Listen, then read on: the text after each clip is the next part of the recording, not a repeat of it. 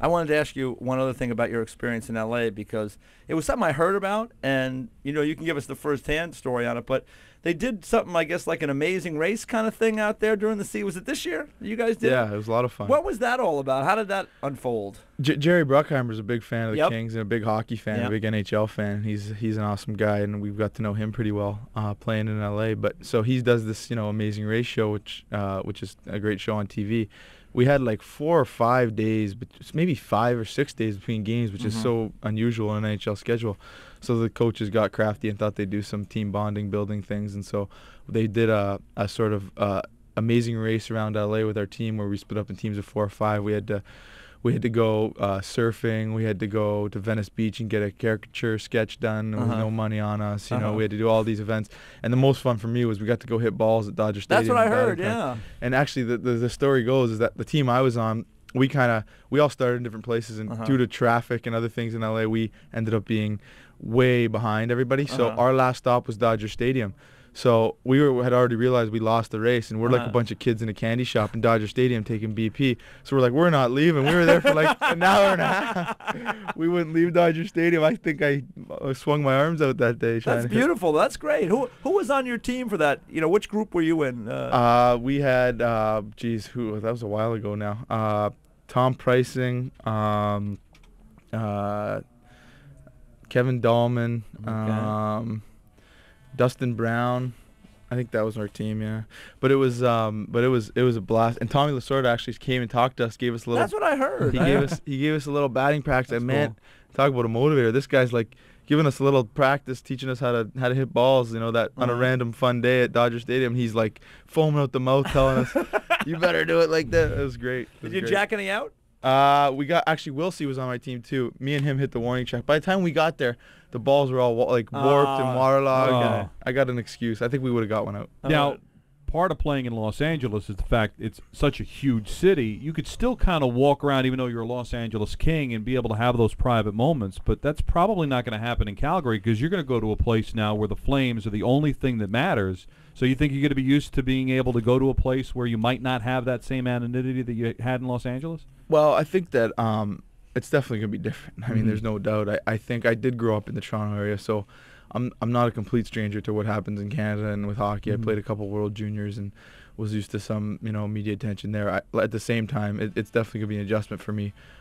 Playing in LA, you definitely have that, and you definitely are unanimous as far as in the public eye. But so it'll be an adjustment. But I look forward to the other part of it. I think there's a lot of positives that come with that. I think that with people being so in tune to what's going on, and every kid waking up every day knowing there's a Flames game that night, and that's the exciting part that I look forward to, the energy that city's going to bring to that we can have on the ice. Is that a tough thing to deal with in Los Angeles, especially for a kid like you who comes from Toronto? I think you went to Michigan, right, if I'm not mistaken. So that's a program where if you're very focused on what you're doing there, and you go to LA, and like the fans there, as we know, if we've come to learn, are pretty intense hockey fans, but it's not the same intensity as you'll see in Calgary, as you saw in Toronto, around the University of Michigan for that hockey program. Is that a challenge for guys when they go to those places to, just have that, to have to self-motivate more than having people around you all the time push, push, push?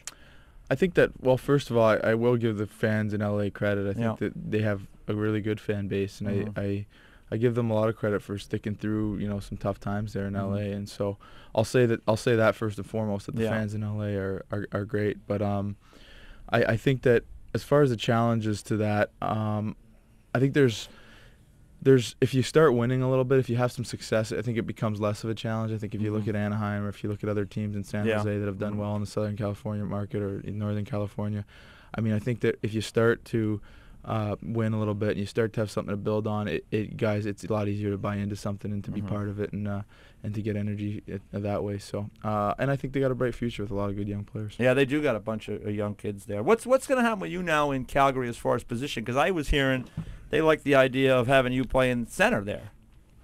Yeah, I mean, I that kind of excites me, to be honest with you.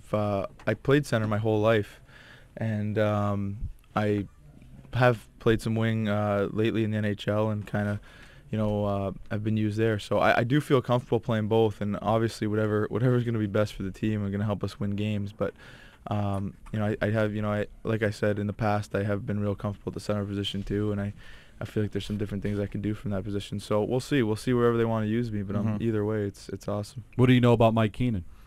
I know what we all know. I mean, I know. I'm sorry. I think his name's it's Iron Mike, isn't it? Right. No, I'm sitting here in New York, and I know that he won a cup here. Yep. I mean, I think that I definitely know the history of the game, and I know what he's done, and I have a lot of respect for what he's been able to do in his career, and so I think that's first and foremost, and I think that I'm excited to play for him. I think he's a guy who probably demands a lot and is going to make me a better hockey player, and I'm excited about that. You're in New York training for the next, I guess, little while here, training in Connecticut, but being in New York. How are you enjoying this experience? I am a lot, yeah. I've been working with Ben Prentice in Connecticut, who works with some other guys too, and it's been a huge help for me. I'm really enjoying the training, and I'm enjoying learning a little bit about the culture that is in New York, So it's just a focus that I really felt like I needed right now, and so I kind of got away a little bit, and I'm doing that. Any games, any shows, anything?